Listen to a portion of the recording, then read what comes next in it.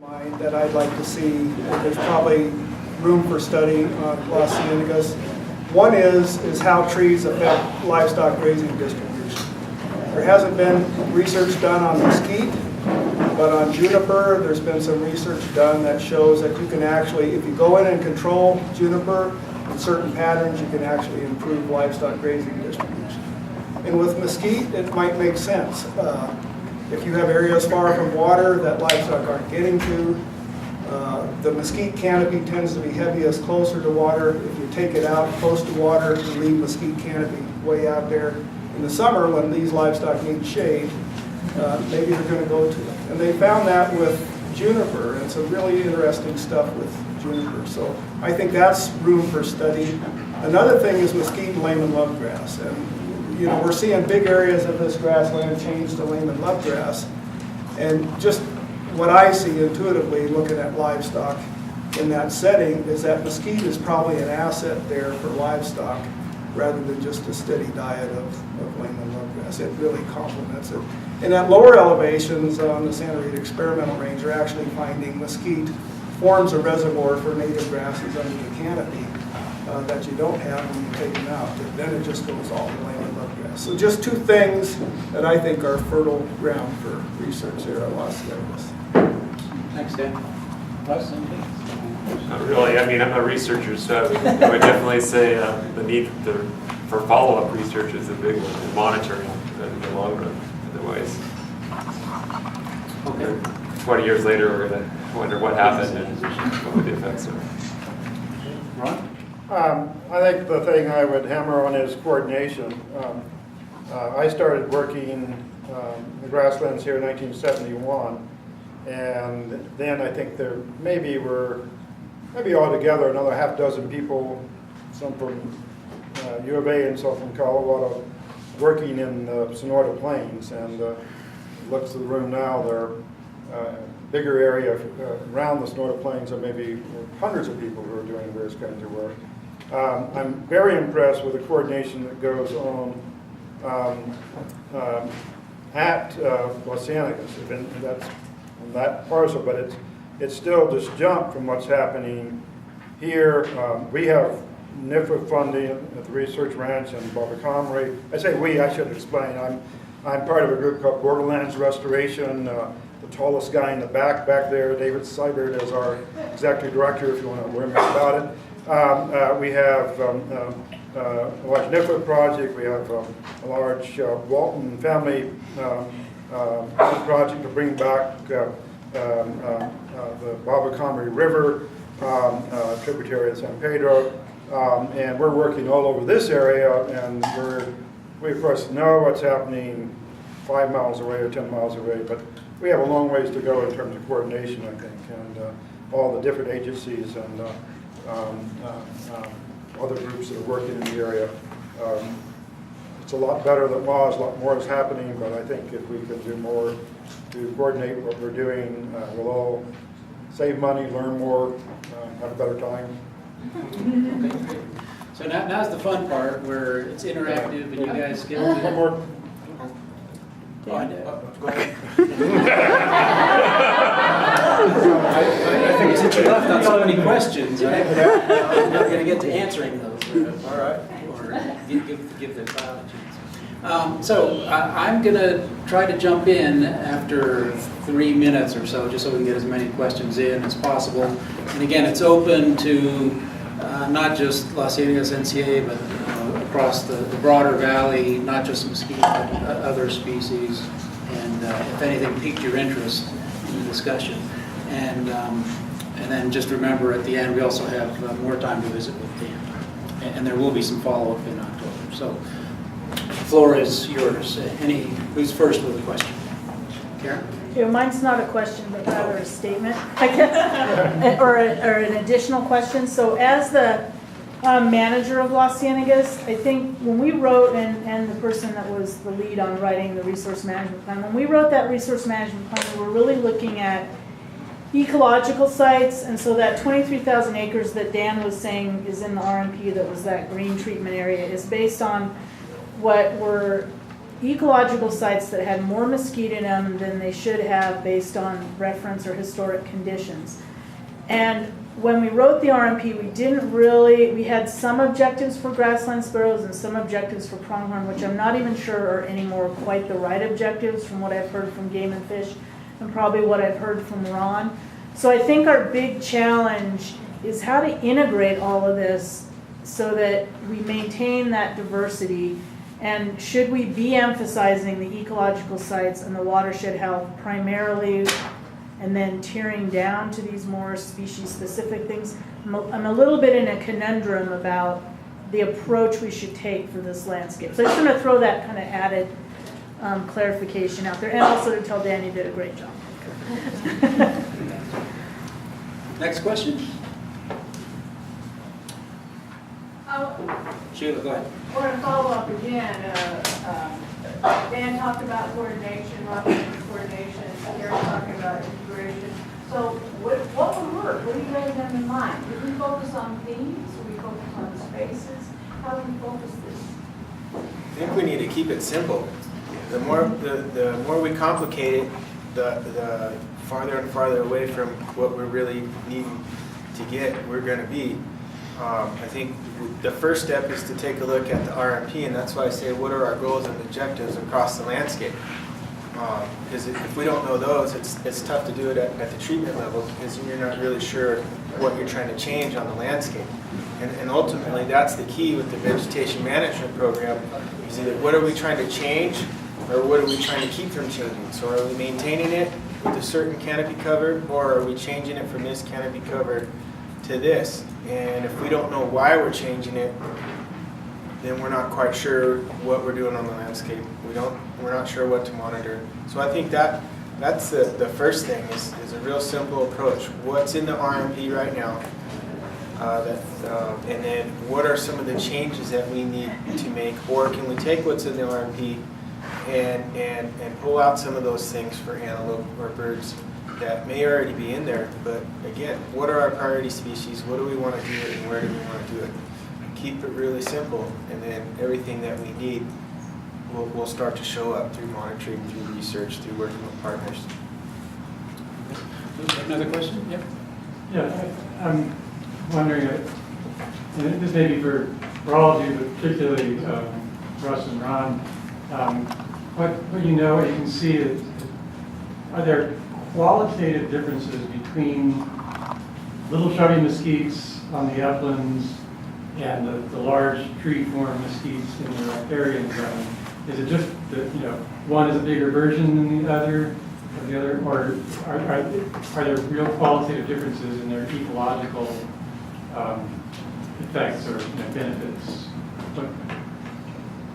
Well, I'd say there's qualitative and quantitative big differences between a mesquite that has access to groundwater and one that doesn't. So, I mean, we've been monitoring mesquite that bosques or woodlands, and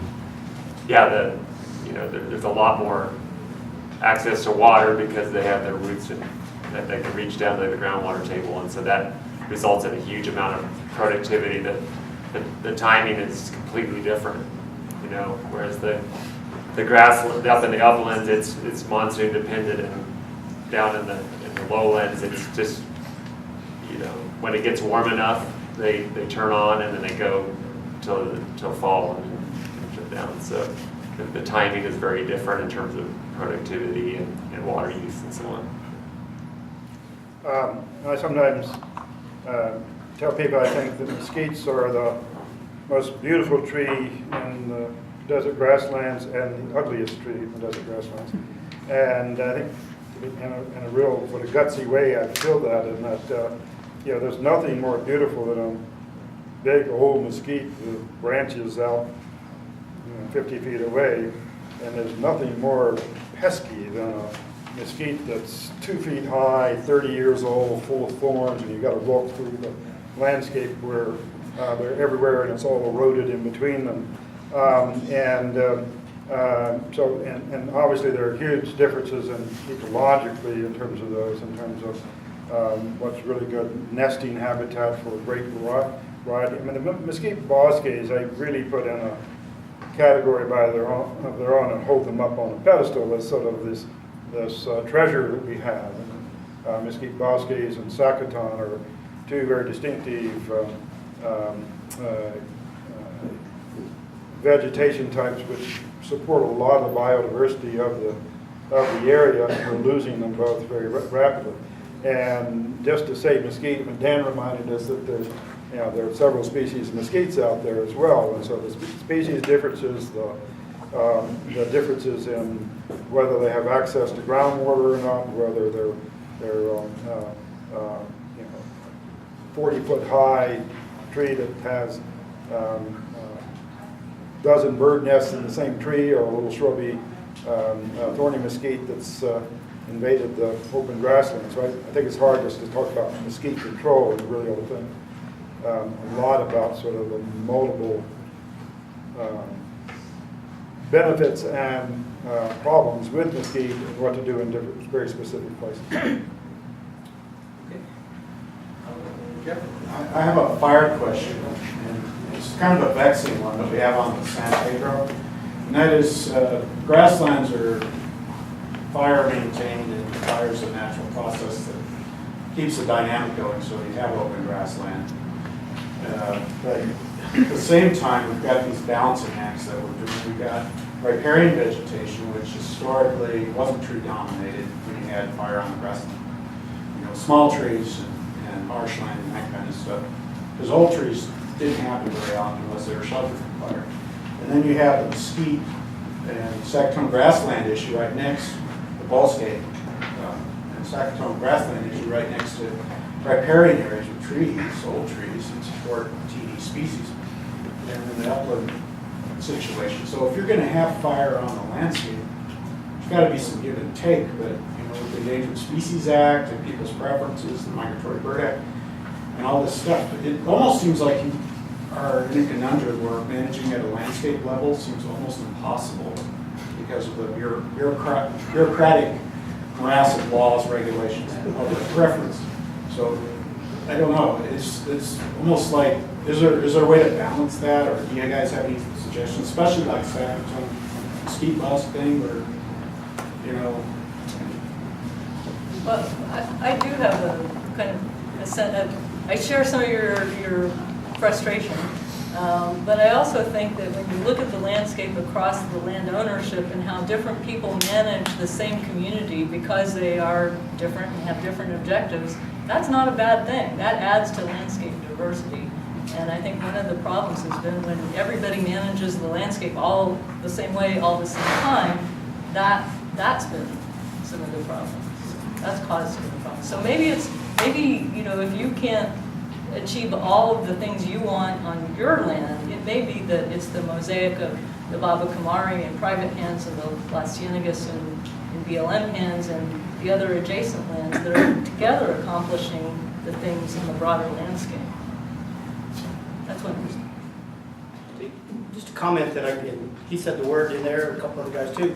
What I see is that there has to be, and Sheila's heading toward that, is somehow there has to be a balance. And what we have to do is figure out what these pieces of this balance are. Mechanical operations. There's so many different variations of mechanical operations on mesquite tree control. All we said was mechanical operations. We go about history. What is history? We should learn from our history. It's the history part of it, and the balance in this history. What are we working all this work for? Are we doing it for grazing? Are we doing it for the tree growth? Are we doing it for the grasslands and the sparrows? What are we trying to do this for? And that's the real question. That's the one that he's perplexed with. Karen is too. And it's somehow we got to figure out a way to come up to an answer of a balance. And what do we want this balance to look like? So that's Okay. Question, Pat? Yeah, the whole concept of mesquite control and encouragement in boskies, the whole thing kind of bothers me, and it didn't used to, but since 10.5 years ago, I put in a bureaucrat and became a taxpayer. There's some real questions here. One of them is, if you look at a long-term climate, we've been slowly drying in the Southwest for 30,000 years. And we're getting drier and drier. And we seem to keep beating our head against the wall, trying to take out woody species when the country naturally wants to go to woody species, mesquite. And so I think maybe as a people, we need to decide what types and how much energy inputs we're willing to put into an ecosystem to mean something we want that the ecosystem doesn't want. And I think we need to look at that in the long term because, you know, we've been doing mosquito control since the 30s and 40s, and I've been out on a lot of those, and I've been involved in a lot, and at the time, I thought I was doing a lot of good. And now I'm beginning to question whether I should have even been out there or not. And I'd be interested, Mr. Robinette, what do you think about that?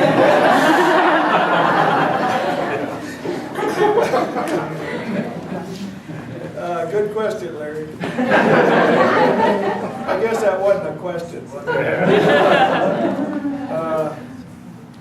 Like Ron, Mesquite is one of those double-edged swords for me.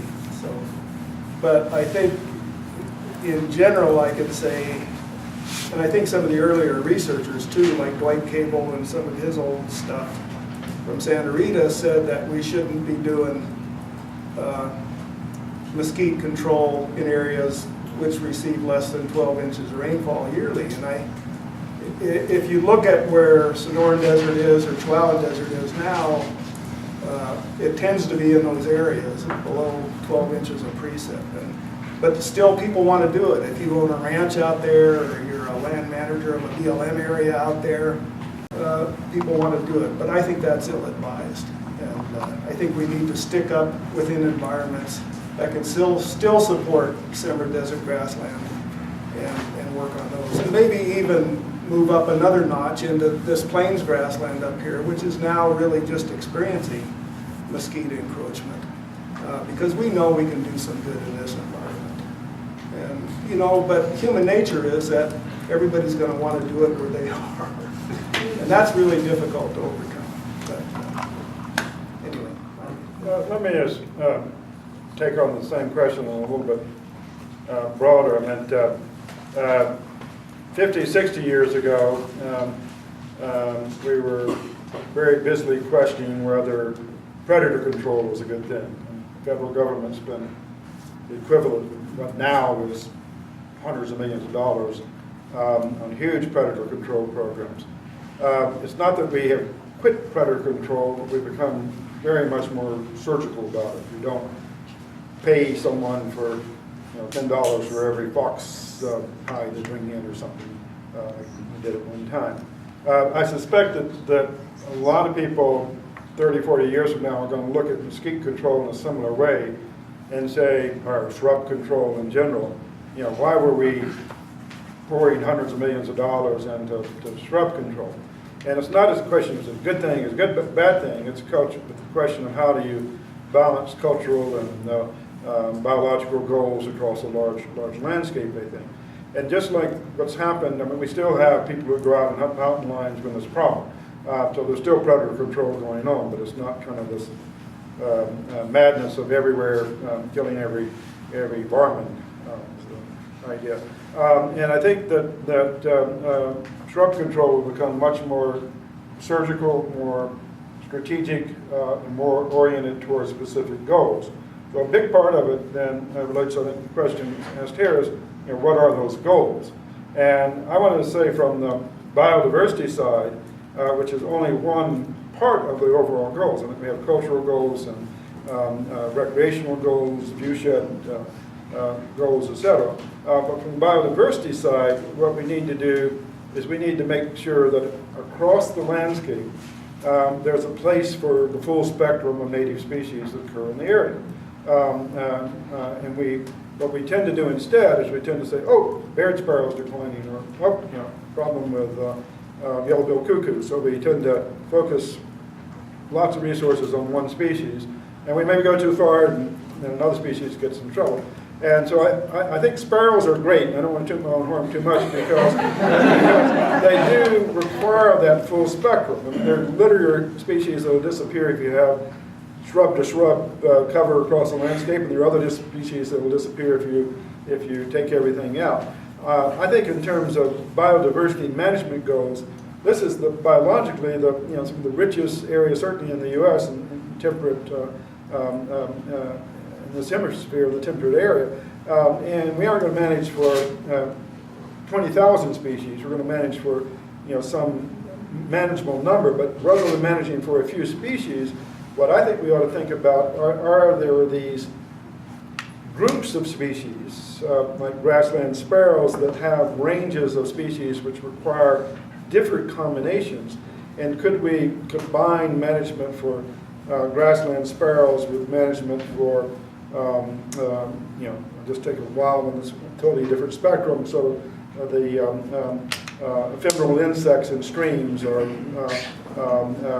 a series of different organisms that have among them the full range of conditions that serve as the proxy for tens of thousands of other species. So I think that's more the mindset we need to get at, rather than saying, oh, Baird sparrows are going down or meadowlarks are changing. We need to have a few indicator groups that sort of allow us to look across very large landscapes and say how do we manage good habitat for the full spectrum of species. And it's not restoring what we had, it's keeping the full diversity of what we have. There was a question over here.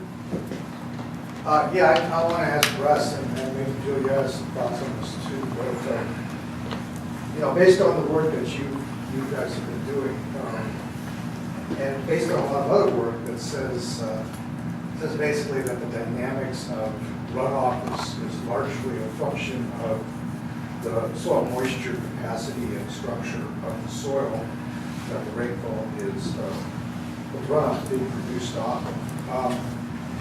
That suggests to me that maybe the really driving force in terms of changes in runoff characteristics of landscapes is, yes, a function of the community that's on there, but not directly in the sense that it's the impact that the community is having on the existing soil structure.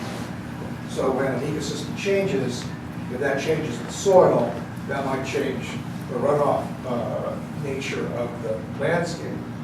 I think this is important because, I just want to throw this in, in terms of management, if you're managing a landscape to grow grass, that's one thing. If you're managing a landscape to create deep recharge, that's another. And if you're managing it to restore streams, that's a third.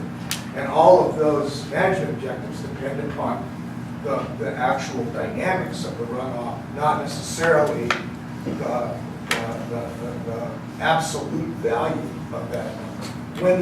When is the runoff taking place, in other words?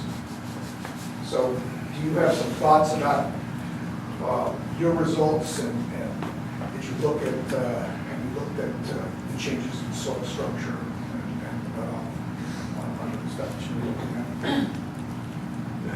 I haven't done much research on that, but I've been around other researchers who've talked about that. And one thing that's not clear to me is it the structure, like as you go from a grassland to a shrubland, does it then change the soil such that you start to lose the sand, you get more erosion rates, and then you get the gulling and so underneath? Or is it the shrubs are an expression of a degrading landscape? The grassland's lost its sandy topsoil and then unravels and then becomes a shrubland. Maybe Dan would have a better clue of that, just from all your experience on the land, or Julia.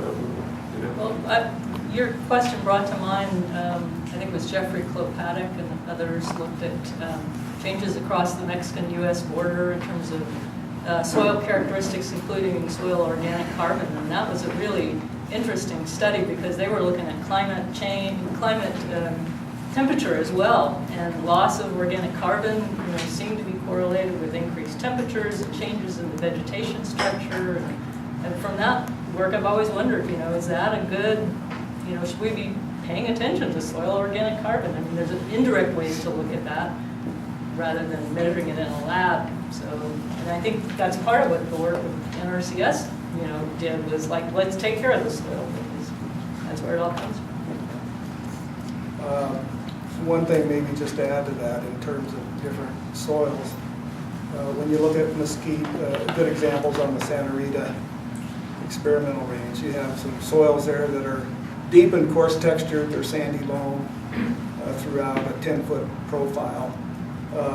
those things, just due to their nature, their coarse texture, can tolerate a lot of mesquite canopy and still have really good hydrologic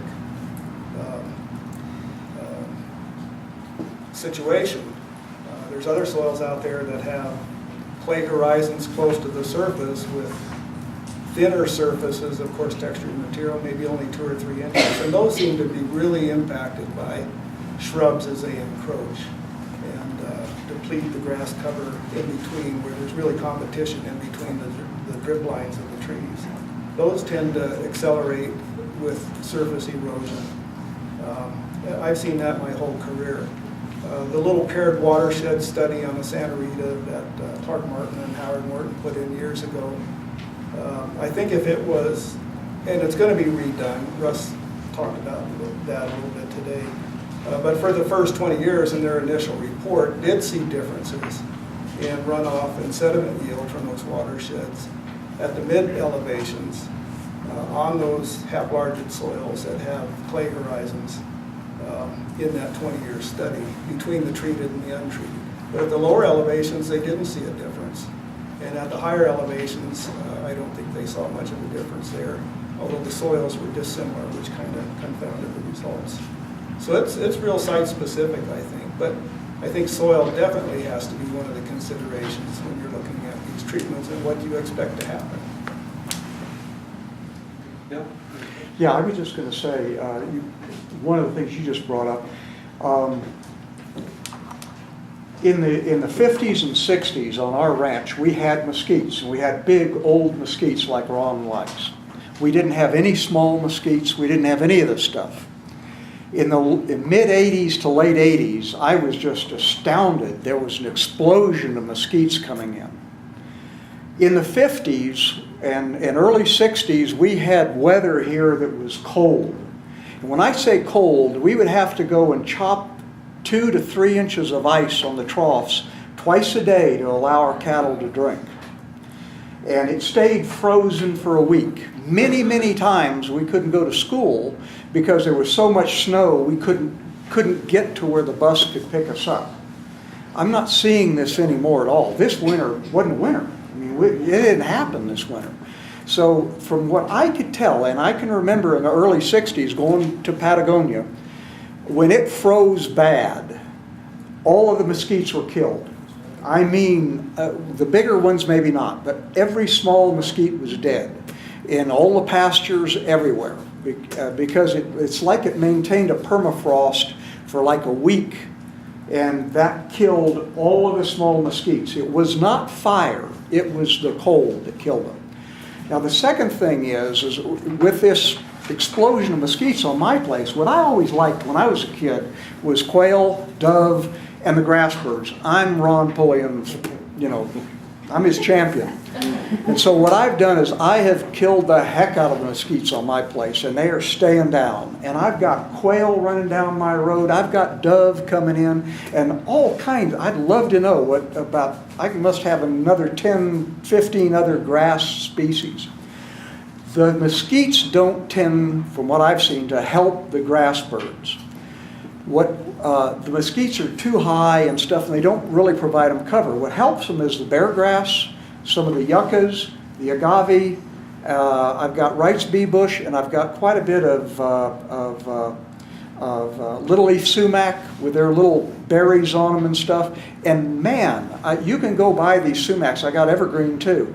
You can go buy them and you can see grass birds under there. The quail are always under there. That provides close to the ground cover for these birds, not the mesquites. And so I've removed a lot. I still leave some so the cows have a little shade. I'm not totally bad. But the evergreen sumacs provide shade too. And so we've got a lot of that. And the third thing is my neighbor, I noticed where really heavy mesquites were coming in.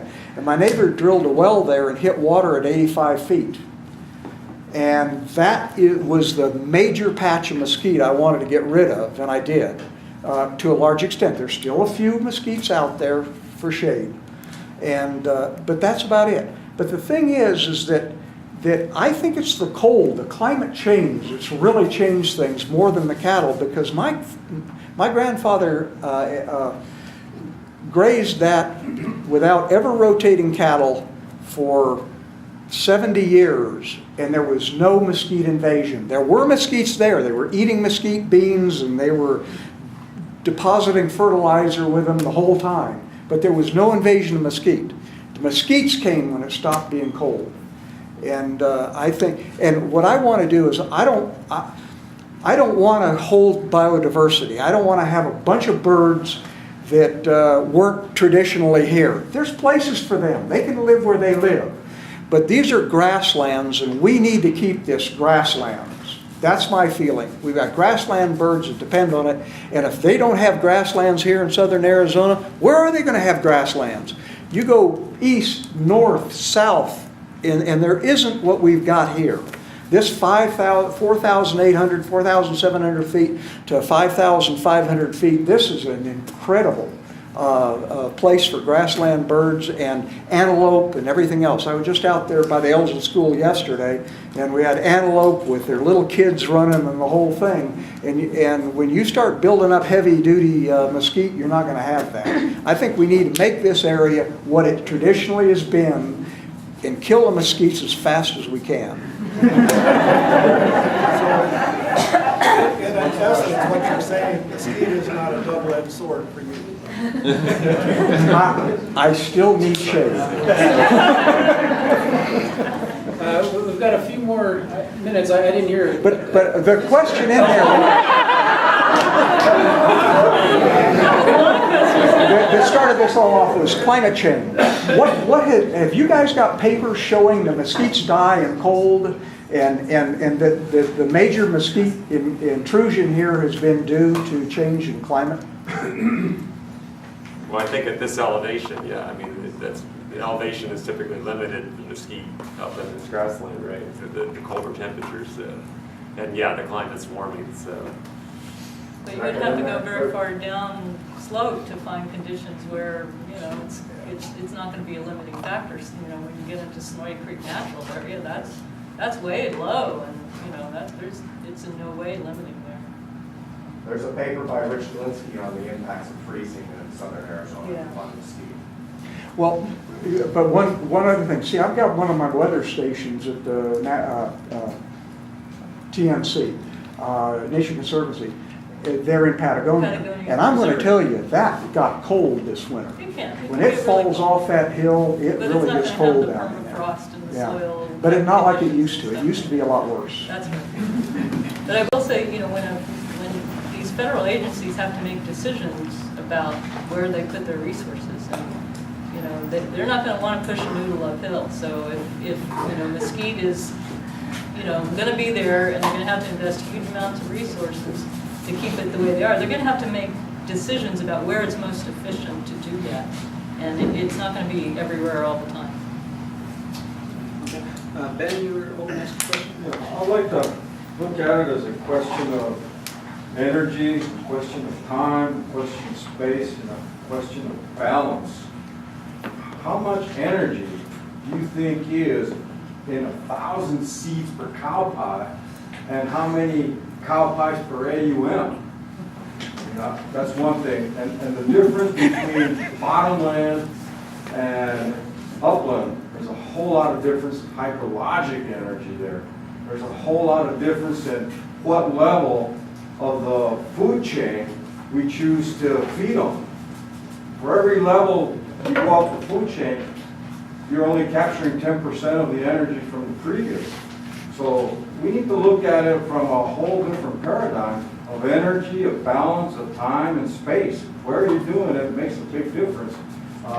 Drainages have always had mosquitoes in them, since time immemorial in this place.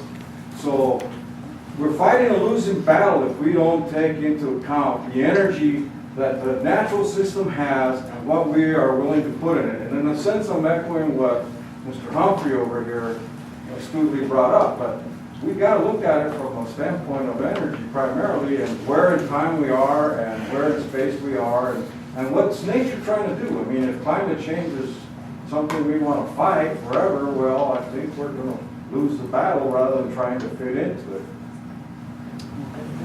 So let's take time for one last question, and then the discussion doesn't have to end at lunch. Obviously, you can follow up, and then we'll be trying to visit with them. But anybody have one last burning question before we let you through? I haven't explained this very well yet, but I'd like to know if the panel has any comments on the actual use of bottomland mesquite on water as compared to a crossland like it's grown.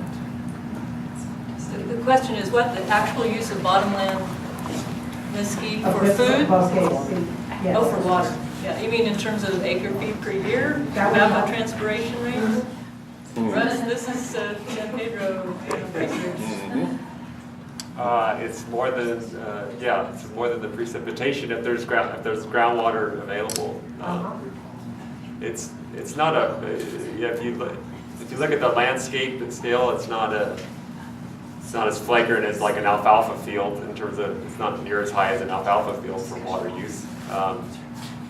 Somewhere between a natural vegetated precipitation dominated landscape and an irrigated crop. So it's about halfway between, maybe twice the amount of precipitation or something, two or three times.